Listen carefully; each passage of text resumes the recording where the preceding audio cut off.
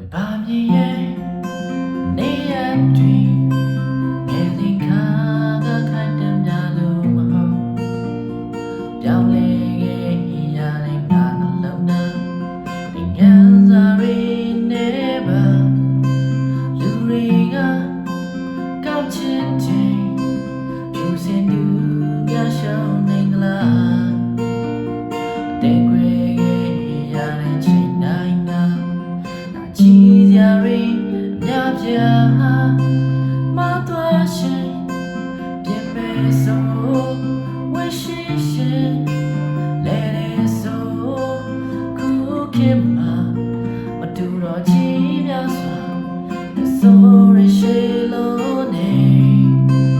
မတော်ရှင်ပြင်မဲ့ဆိုဝရှိရှင်လဲတဲ့ဆိုခေတ်မှာမတရားများစွာပိန်ညုံ